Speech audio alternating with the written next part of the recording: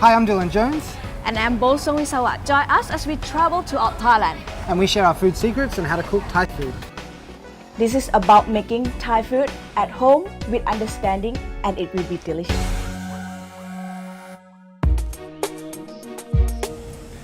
Right, okay, we're going to do Pad Krapao. Pad Krapao is basically stir-fried mincemeat with holy basil and chilies. Right. This can be beef, this can be chicken, pork, whatever you like. But today we're going to do it with beef. We are doing it with beef. Pad Krapao is an amazing dish. It's like a comfort food for Thais, really, isn't it? If I don't know what I'm going to eat, I'll probably opt to Pad Krapao. Yeah, absolutely. It's just like when you eat meat pie and you don't know what to eat. What's important about this dish, because it is so simple, is you use really good ingredients. So it is with mincemeat, but in this state we're using the ribeye steak, and we're going to mince it by hand, so it makes it nice and fluffy. The meat's well textured. I think it just makes the dish so much better than using a crap mincemeat from the supermarket or something like that. You want to fry me an egg? Of course. You want your eggs like really crispy? Yeah, but runny in the middle. No problems, I think I can manage. It's a lot of oil.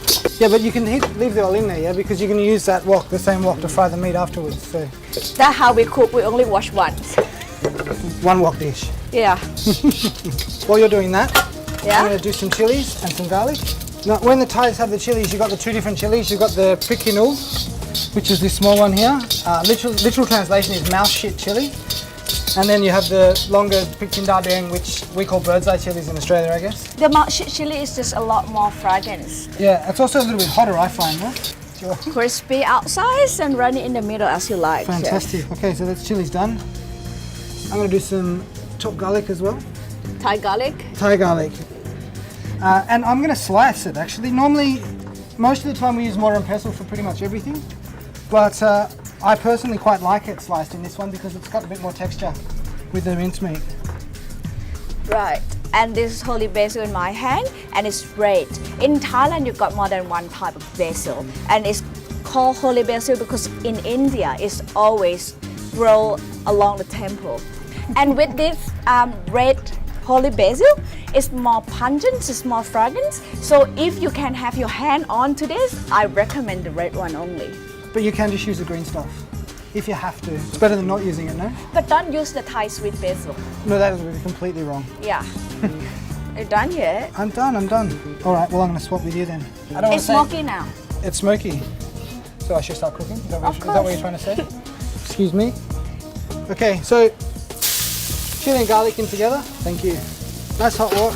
And you want to cook this until everyone starts sneezing and coughing around you. And if you've got an actual wok burner, flat flame at home, it's going to be even better because you can control the heat, go hotter and cooler. There you go, it must be ready. Once the chili and garlic sort of fragrant and cooked, and sneeze, both sneezing, we'll throw in our beef.